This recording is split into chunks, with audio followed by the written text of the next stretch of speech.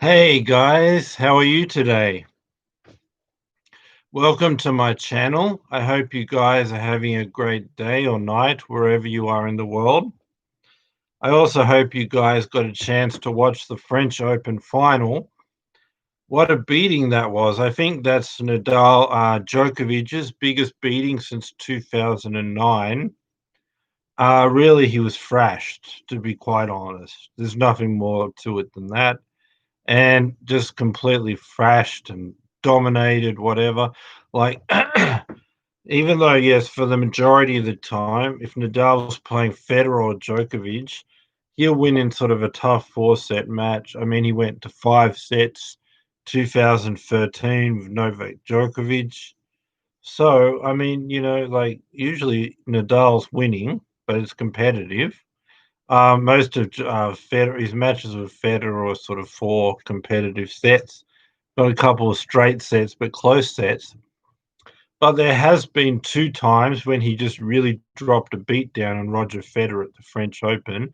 One was in 2008, I believe it was like 6-2, 6-1, 6-love.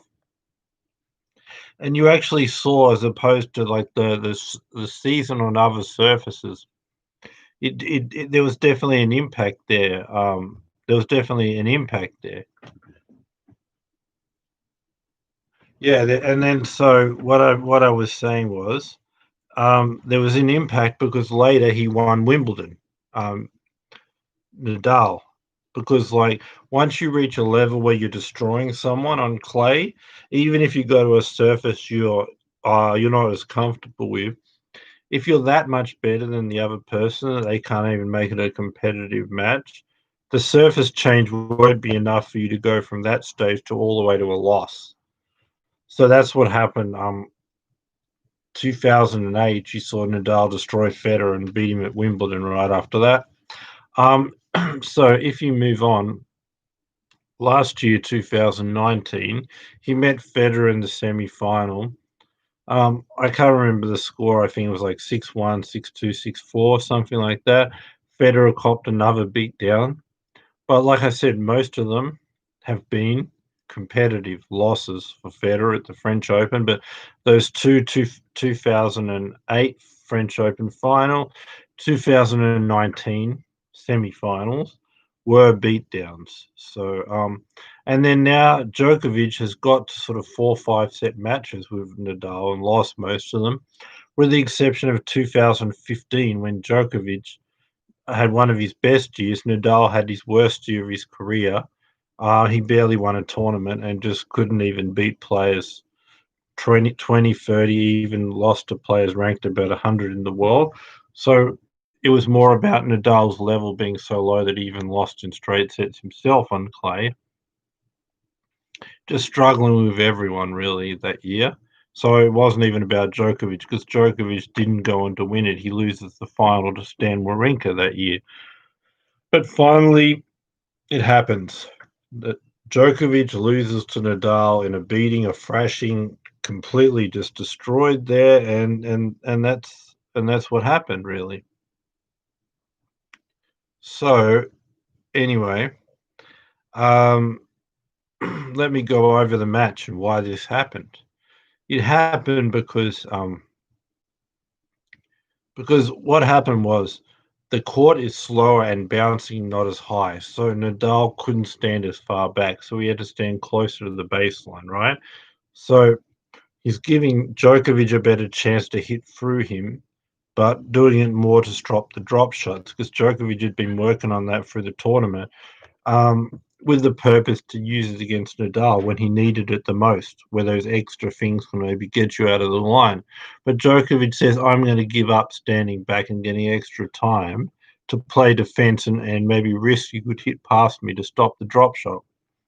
So he did that, and it turns out that he could move forward because he still had that extra time because the court is slower. So then Djokovic has got nowhere to go because he doesn't really have the power to hit through a really slow court, plus the defense of Nadal, through the defense of Nadal. So that was one issue that Djokovic faced here in this match.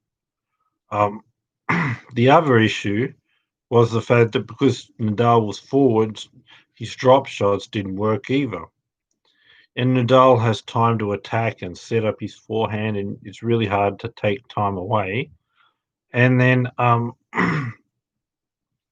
the serves, Nadal returned every second serve return throughout the match, almost all but two. I think the second serve points won on Djokovic's second serve.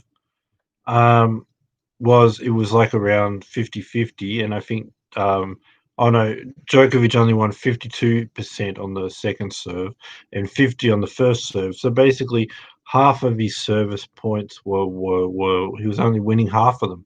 You can't really win a match like that. No advantage on the serve. But on this, as far as the serve, what Nadal would do is stand really far back, get that extra time. So by the time it gets through this slow clay court to near the back fence where the linesman is, all the power has been lost. So by that time, Nadal doesn't just block back a fast serve. It's a slow serve, and he's got a full swing of the racket at it, and can get it back deep, and it's no short ball. So then you get into all these 50-50 rallies. So he's asking Djokovic to win basically all of 50-50 rallies, every single point like that, just to hold serve. And then to be asked time and time again to win these long, grinding 50-50 rallies just to hold your service games. That's what Nadal asked him. And then, like I said, he doesn't really have the power on a slow court to just hit the ball past Djokovic. So that was an issue. Um, that was an issue that Djokovic faced in the match.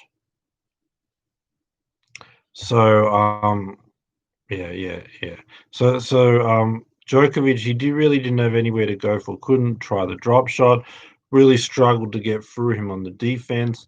Couldn't get anything out of his serve. So just forced to just win all these 50-50 rallies, um, just to hold serve. So that's what Nadal wants to do in this type of situation on clay. Stand really far back. The ball doesn't have much speed by the time it gets to him, and then to just basically say your situation every single service game, you're just winning long grinding rallies every single point just to hold a service game.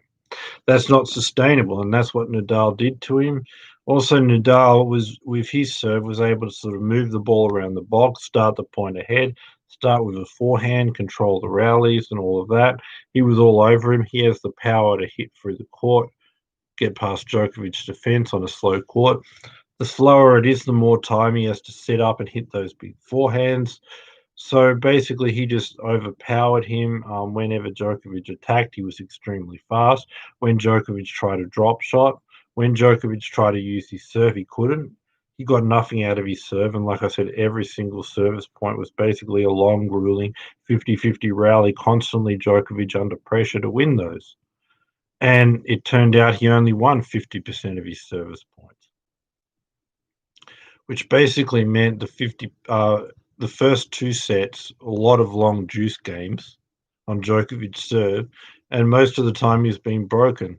The times that he held, the 50% that he won on serve was more in the third set, which was 7-5. So then Djokovic realized his normal rally shots not getting through the court enough to bother Nadal, not to get through his defense. His drop shot's not working. He's not getting any free points. He has to keep winning those long rallies just to hold serve. So then he just said, well, my normal rally shot is not bothering him, and it's giving him time to set off the forehand, can't get through his defense, drop shot can't work. I can't rally with him, and I'm forced to rally just to hold serve. So what can I do here? So Djokovic was forced to later in the match say, I'm not going to rally with him anymore. I won't drop shot much. I'm just going to hammer the ball and just take risks, hammer it near the line, take risks. That caused you to be hot and cold. Djokovic's game is rally, and now he's admitting I can't rally with him. Also, I think Djokovic's game, he is a player who likes to rally. So if he's admitted that the opponent's better and he needs to just take risk and hit the ball hard near the line, then it's over. And I think those long, grueling rallies that he has to on clay and no free points off the serve, not even where the service games where the serve's letting him start the point ahead and control the rally. It's just long, grinding rallies. I don't know physically. I mean, we saw at the Australian Open, Djokovic was exhausted and Thiem hit a whole bunch of errors and he got out of it. This time, that didn't happen. So it's a problem for Djokovic. And then I just think these long grinding rallies that he would have to play on clay. At this age, I think Djokovic doesn't have the fitness to do it. So Nadal was forcing him to do it. And any idea that he would get any free service points, Nadal took that away, returned brilliantly, and then Djokovic couldn't. All these rallies he was asked to physically couldn't do it, wasn't as good as Nadal to rally with him on clay, and then now low percentage shots, just going for it with everything you have, hitting the ball too hard, playing out of your comfort zone, high risk tennis, taking the spin, just hard flat balls near the line and hoping he's going to do that through a clay court and win in best of five. That didn't work either. So nothing really worked for Djokovic. I mean, Nadal's game was sort of primed to say, I need to get my game at the absolute level. So if Djokovic reaches 10 out of 10, it's going to be very close and maybe I can still win. So Nadal got his game to his absolute best level on clay, but then Djokovic just wasn't there. So if Djokovic's best level will only make it close, what happens if he's not bringing a very average day? Well, he's destroyed, and that's what happened. And just nothing to go to, and Nadal has all the time on this slow court to set up forehands, run around, dominate the point, force Djokovic into long 50-50 rallies, no free points on the serve by standing so far back in a slow clay court. So by the time it gets back there, it's got no power on it. The thing about the drop shots could have worked, but Nadal standed more in, and he could stand in because he had more time because the court was slower. He gave up a bit where Djokovic could hit through. He dared Djokovic, you go for it, and with extreme power because I'm standing closer and I have less time to defend, so I'll give up that. But then Djokovic is taking huge risks. It's not sustainable. His normal, consistent rally game is now giving that up because he can't do that with Nadal on a clay court. He needs it to at least be where the court is faster and his shots will go through Nadal's defense. They'll stop Nadal having time to sort of load up on his forehand and run around his forehand, right? It needs to be that. It needs to be where he at least Djokovic's serve. He'll start the point ahead, get 3 points. He can attack Nadal's second serve and start that point ahead. But the court didn't allow him to do any of that. It just was long 50-50 rallies where he can't get the ball through the court, and the drop shots are not working because Nadal was standing in and just really defending well. Nadal could attack with power and consistency where it's not taking a risk of error because he has that power on the forehand. On a clay court, he has really time to set up and hit huge forehands. So really, that's just what it was. Djokovic's game wasn't quite there. Nadal was. And if you're not going to bring an extreme high level against Nadal at the French Open, especially when he's playing Djokovic, then you'll get a beat down, and that's what happened. It's happened to Federer a couple of times at the French Open. Now it's happened to Djokovic. So I thought it had to happen at some time. So now let's just go through like the history of the game and what this means possibly, right? So Nadal now has 20 Grand Slams. That was his 13th French Open. I say he's now in the category of the greatest of all time because he's tied with Federer. Now let's look with Federer, right? Grand Slams, they're tied. So how do we break a tiebreaker? Everyone would have wanted to say if the two best players of all time met, right? If the two best players of all time met, what happened when they played? They both won 20 Grand Slams. Well, Nadal's won 24, Federer's won 16. What about, because we can't break the tiebreaker from Grand Slams, they both have 20. Who won more in Masters 1000? Nadal has 7 more of those. So, as you can see, Year-end number one, Federer, Nadal, and Djokovic has 5. They try to throw out this weeks at number one. So you end the year number one, and if you were number one for less weeks, it's less important. No, that situation about weeks at number one, I don't agree with it, because I just say, like, okay, so if you're ending the year at number one, you had a lot of competition that year. You'll end the year at number one, but there'll be times when you weren't number one, not because you're bad, because your opponents were great. Almost every year, Nadal's been into that situation, but there were 2015 and 16. Djokovic had no competition; he could dominate. Before Djokovic and Nadal were there, Federer had a chance to get a lot of weeks over people like Roddick and Hewitt. And then also it depends on, like, what you did last year. Like, if you did well last year, you can't advance. You could win a Grand Slam, make the final next year, and go back. But the year-end rankings, the previous year, it's all wiped away. Do you understand what I'm saying? So it's just what you've done. Um, it's just what you've done this year.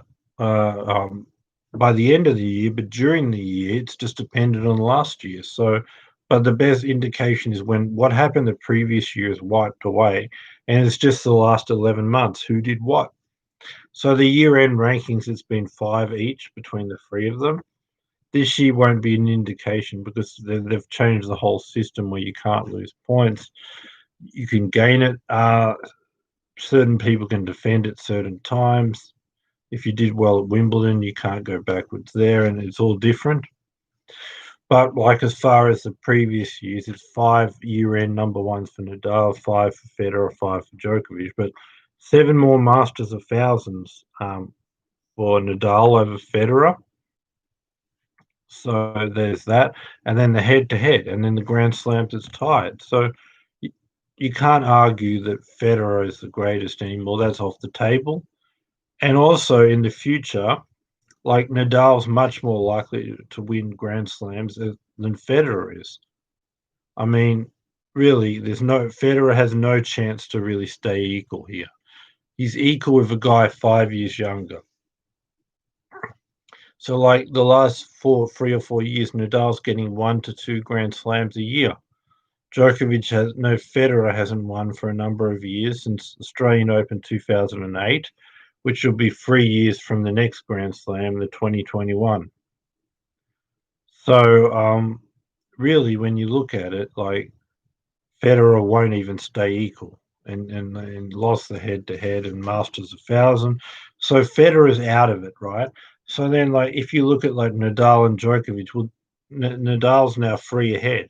So Djokovic is not chasing Federer's 20; he's chasing Djokovic's 20, because Federer's not likely to add to it. Nadal, that's his age, is. So you're giving someone your age, there's 11 months difference in age, 3 Grand Slam head start. So it's very hard to catch that. And then a lot of people thought, oh, okay, like, Federer's age and Djokovic is somehow young. He's not. They're 11 months different, right? And then there's no history that he's catching up. Like, if you look at, like, the pattern, like, what's happening, Djokovic was catching up to him in 2015, 2016. 2 of his best years, along with 2011. Got the Grand Slam gap with Nadal down to 2, right? But then if you look what happened in 2017, Nadal wins US and French Open, so he gets 2 Grand Slams that year. 2018, Nadal gets the French, Djokovic gets Wimbledon, the US Open, so it's 2-1 to Djokovic, but 2-0 the year before. Then since then, so over those 2 years, we have 2 for Djokovic and 3 for Nadal. Then in 2019, they won 2 each. Djokovic, Australian Open and Wimbledon. Nadal, US Open and French Open. And then 2019, they win 1 each. Djokovic gets his favourite, the Australian Open. Nadal gets his favourite, the French. Thiem's got the US Open. Wimbledon was cancelled. So, I mean, like, when you look at all this, like, he's not catching it. He was at the end of 2016, 2 Grand Slams behind. Now he's 3 Grand Slams behind. 2019, they won 2 each. 2020, one each. So there's no history that he's catching up. There's no trend that he's catching up.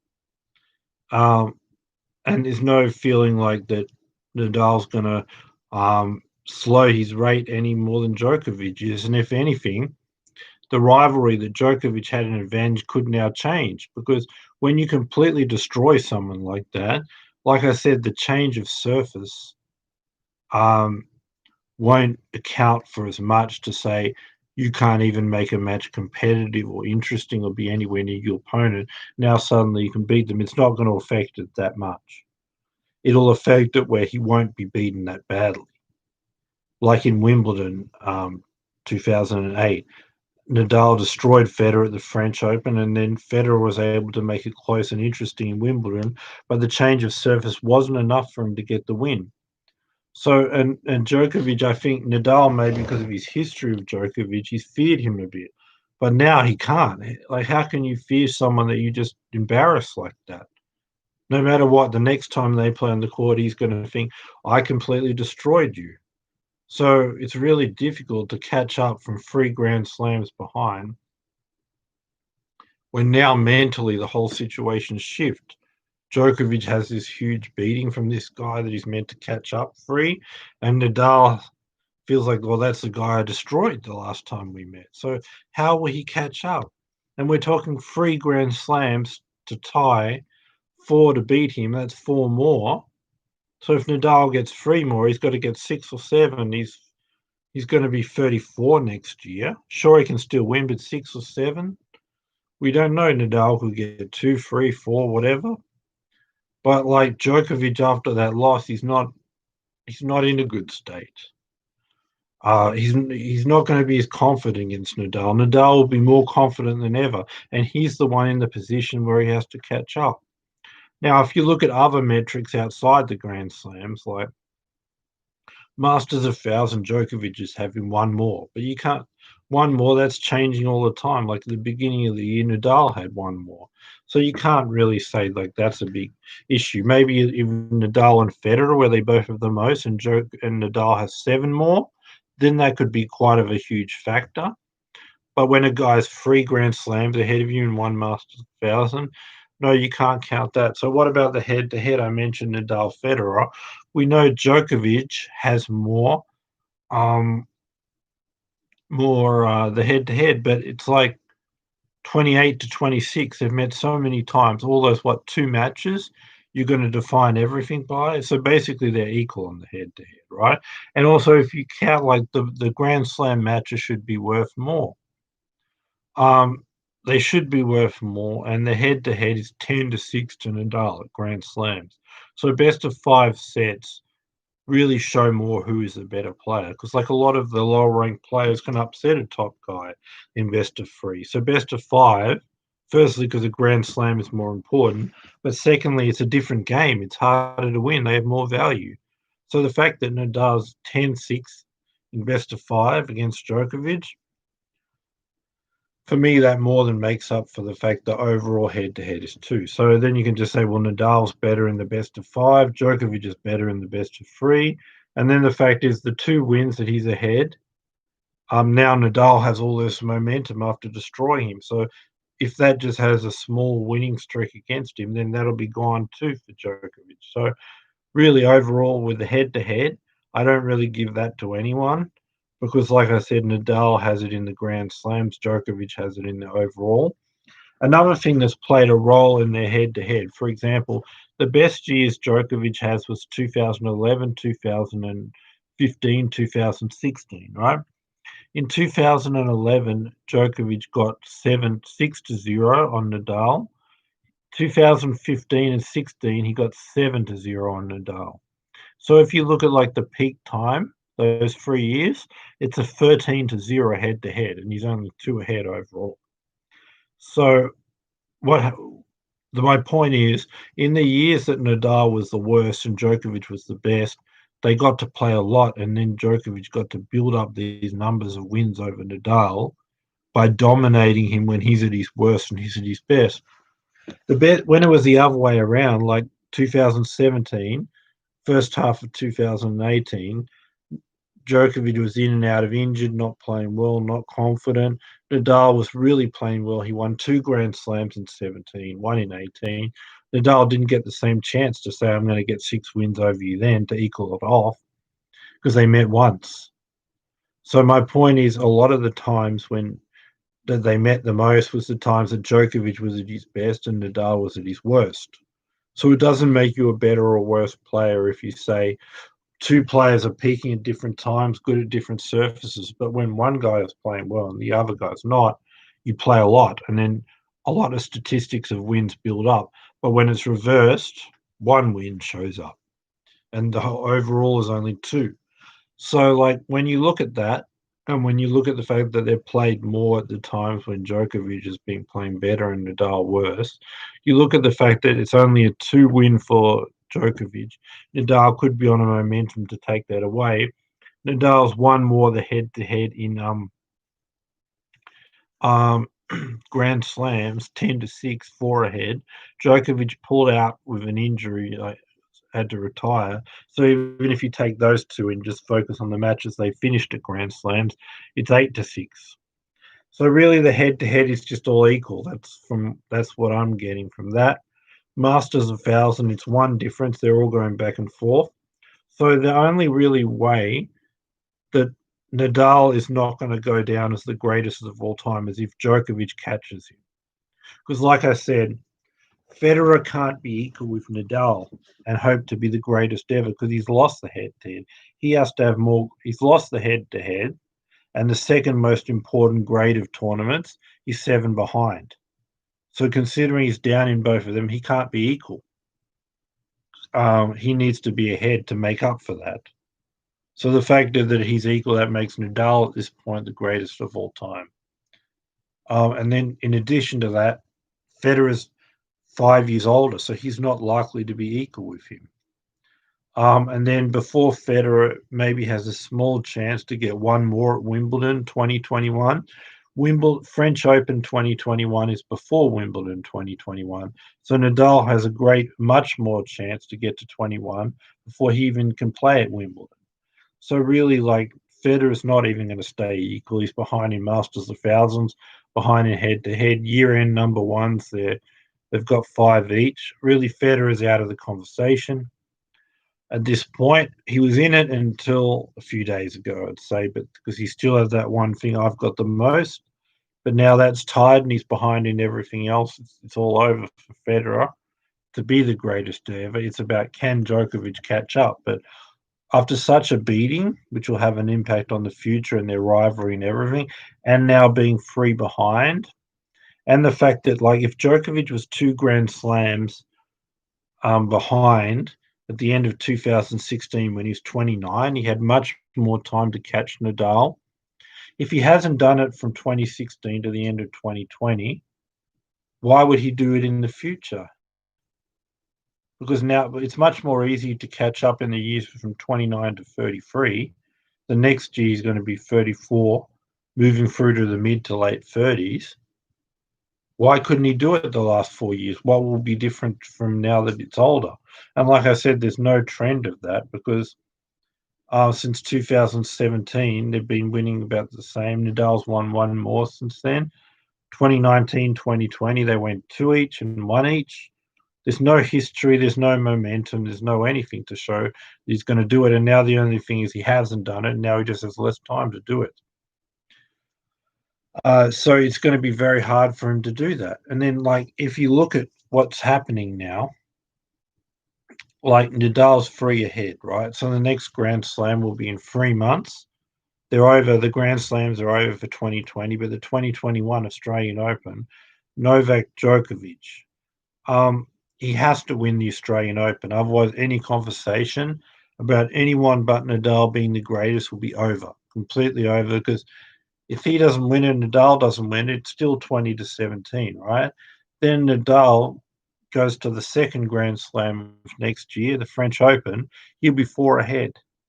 Djokovic is now over 34 years old. It's gone. It's done. And then what will really end this thing is if Nadal wins the Australian Open, because now he's the first person to win all Grand Slams twice.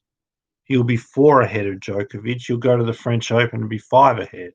Then that's completely case closed. But even if neither win, with the French Open being the second, it's Djokovic is pretty much done. To keep any kind of GOAT conversation alive, Djokovic must make it 20 to 18 Grand Slams at the Australian Open. That that doesn't mean he's the best ever. That just means there's a possibility he could be in the future. But if he doesn't, there'll be no possibility. So that's just because Nadal will again win the French regardless. And it'll be back to 21 to 18, a gap of 3, right? So Djokovic needs this Australian Open in 3 months, but Nadal can guarantee that he's the greatest ever in the history by winning this Australian Open, and nothing will ever change. And even if Djokovic doesn't win, then that's the case. So I really think, like, when you look at it, we can't get anything from the head-to-head between Djokovic and Nadal. Euro and number one, they have 5 each. Masters 1,000. It's one different. It's changing, going back and forth. The head-to-head, the 2 lead that he has, is a good chance that'll go. So we're not really. And then Nadal's better in their Grand Slam matches, which has more value. So it just comes down to this 20 to 17 Grand Slam lead. So Djokovic needs that. He needs to change that. And I've just said how they won 2 Grand Slams each in 2019, 1 each in 2020, 2 Grand Slams to 1 for Djokovic in 2018, and then 2-0 to Nadal in 2017. So we don't see any history of that. If you can't do it from 29 through to 34, why would you do it from 34? There's no trend. There's nothing to say that he was good, but anything can happen. If he does it, I'll give it to him. I'll say he's the greatest ever, but I'm just saying it's very unlikely, but not impossible. But basically, 90-something percent, this win means Nadal goes down at the greatest of all time. And for the Federer thing, it means, how is Federer, 2 guys at 20 Grand Slams, going to have any kind of competition when one is 34 and one is 39? It won't happen. So really, Federer's chances to stay equal or remote, and even if he does, still not enough, because the tiebreaker is the fact that everyone will say, if 2 guys have the most Grand Slams, what happened when they met? 24 to 16 to Nadal. What's the second most important grade of tournaments? Masters 1,000. Nadal has 7 more of those. So really, the whole thing is basically over right now for that. Unless somehow Federer is able to, over 39, get more Grand Slams than him, and then maybe one more Grand Slam than him can maybe discount the other factors. But I just don't see that that's going to happen. All Nadal needs to do is be tied with Federer to go at the greatest ever. Federer is the one who needs to make up for the fact that he has more Masters of Thousands. He's lost the head-to-head. Unless you can somehow win the head-to-head and win 9 matches in a row against Nadal, which that can't really happen. So a lot of people are looking like, well, Nadal and Federer are 1 age and Djokovic is another, and he's catching them both. No, there's 11 months different. It's Federer that's 5 years older, right? It's Federer that's 5 years older. Djokovic is 3 behind a guy who's around his age. And Nadal is tied with a guy 5 years older than him. That's where we are right now in Grand Slams. Masters 1,000, Federer's third. Djokovic and Nadal are at the top. And then if you look at anything to do with rankings, what are rankings made of? They're made of points of tournaments. What are the 2 most important tournaments? Grand Slams and Masters 1,000, which Nadal is tied with Federer at the most Grand Slams, 7 ahead of him in Masters 1,000. He's 3 Grand Slams ahead of Djokovic and 1 less in Masters 1,000s. And then, like I said, the year end, which is not like we're changing, it's dependent on what did you do this time last year, and you can go up and down. It's the year's over. What did you do the previous 11 months? The year before is wiped away. It's 5 for Federer, 5 for Nadal, 5 for Djokovic, and 6 for Sampras, actually. So basically, I can't see any way that that it's going to be anything else when they retire, that Nadal won't be the best of all time. and that anyone else even has any kind of claim to even have a conversation or any factual argument that it could be there. It can't be. And then when you add all this up, I haven't even mentioned the factors like Nadal's been injured more, so he would be way more ahead than what he is if he wasn't. And then the fact is that Djokovic and Federer prefer to play on a grass and a hard court. Like, um, they get 3 Grand Slams a year on the surface that suits them, so they can just say, well, I have 3 Grand Slams on a surface that suits me, so I don't need to um, play well on another surface, and I don't even need to win everything on the surface that suits me. There's so many opportunities. Nadal, because he's only got one a year, to have a chance, because you're not going to win a ton on a surface that don't suit you. He has to win that one every year, which he's done. 13 out of the 16 times he's went to the French Open, he's got it. But then even that's not enough, because 13, when Djokovic has 17 and Federer has 20, and they've won 16 of the 17 on a surface that suits them, they haven't had to win on a surface that doesn't suit them, because they just say it's just one a year. Doesn't bother me. So in addition, he's got to transition better and win. So he's able to win. He's been able to win 7 on that grass on the hard court, with 4 US Opens, 1 Australian Open, and 2 Wimbledons. But Djokovic and Federer has just won 1 French Open each on clay. So, but they don't have to, because they get 3 of the 4. Whereas Nadal has to, but he also has to win the one on his surface 100% of the time. They don't need to win 100% of the grass and hard court, and they don't even need to win on clay. So that, Nadal's injuries, there's so much to it. But even if you forget all those advantages, just with the Grand Slams and statistics that I've mentioned, it's clear that Nadal, this victory means everything for this, and it's closed down the conversation. And Federer won't turn around the fact that he has less Masters of Thousands than Nadal. He won't turn the head to head. And to compete where both have the same Grand Slams and Nadal's 5 years younger, that also won't happen. So it's all over for Federer. And Djokovic, at least he can say, well, I'm 11 months, anything's possible, I could catch up. And on those other areas, that's not against Djokovic. Like head to head, like I described how that's equal. A Masters of 1,000, they're about equal. So Djokovic has a chance if he can get the most Grand Slams. But like I said, that's still to happen. But there's been no history of it. There's been no trend of that. So, and then what I'm saying is, the point is, the second Grand Slam of next year is the French Open. So Nadal's likely to move to 21, ahead of Federer and 4 ahead of where Djokovic is. So that's why Djokovic desperately needs it not to happen like that, to win the first one, the Australian Open. So if he doesn't, it's basically over. But if Nadal wins the Australian Open and then the French and goes 5 ahead and first player to win all 4 twice, then it's completely case closed, 100%. It will never change. This whole thing that people can just watch tennis and forget about who's the greatest. And it's 99.5% gone if Djokovic doesn't win the Australian Open and Nadal gets the French and makes it 21-17, right?